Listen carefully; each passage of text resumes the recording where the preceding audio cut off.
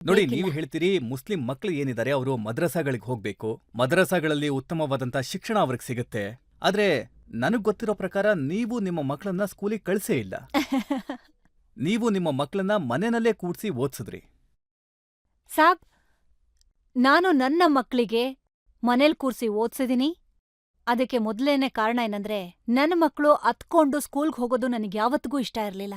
ಮಕ್ಳು ನಗ್ನಗ್ತಾ ಆಟ ಆಡೋವಾಗ, ನಗ್ತಾ ನಗ್ತಾ ಕ್ಯಾಡ್ಬರಿ ತಿನ್ನೋವಾಗ, ನಗ್ತಾ ನಗ್ತಾ ಸಿನ್ಮಾ ನೋಡೋವಾಗ, ಕಾರ್ಟೂನ್ ನೋಡ್ವಾಗ, ನಗ್ತಾ ನಗ್ತಾ ಓದೋದಕ್ ಯಾಕ್ ಸಾಧ್ಯ ಇಲ್ಲ ಹೇಳಿ ನೋಡೋಣ? ನಾನ್ 25-30 ವರ್ಷ ಟೀಚರ್ ಆಗಿದ್ದೋಳು. ಸೊ ನನಗ್ ಯಾವಾಗ್ಲೂ ಒಂದು ಪ್ರಶ್ನೆ ಕಾಡ್ತಾನೆ ಇತ್ತು, ಮಕ್ಳು ನಗ್ನಗ್ತಾ ಯಾಕ್ ಓದೋದಕ್ಕಾಗಲ್ಲ? ಮತ್ತೆ ನಾನ್ ಯಾವ್ದೇ ಕ್ಲಾಸಿಗ್ ಹೋಗಿ ಮಕ್ಳಿಗೆ ಪಾಠ ಹೇಳ್ಕೊಟ್ರು ಇವತ್ತಿಗೂ ಕೂಡ ಒಂದು ಮಗು ಅತ್ತಿದ್ದನ್ ನಾನ್ ನೋಡಿಲ್ಲ. ಮತ್ತೆ ಇನ್ನೊಂದು ಮದಾರ್ಸಾ ವಿಷಯಗಳಿಗ್ ಬಂದ್ರೆ, ಅವ್ರ ಅಪ್ಪ ಅಮ್ಮ ಎಲ್ಲ ಅಷ್ಟೊಂದ್ ಓದ್ಕೊಂಡಿರ್ತಾರೆ ಸಾಬ್. ಒಂದ್ವೇಳೆ ಓದಿದ್ರೆ ಇವತ್ತು ಈ ಪರಿಸ್ಥಿತಿ ಇರ್ತಿತ್ತಾ ಹೇಳಿ?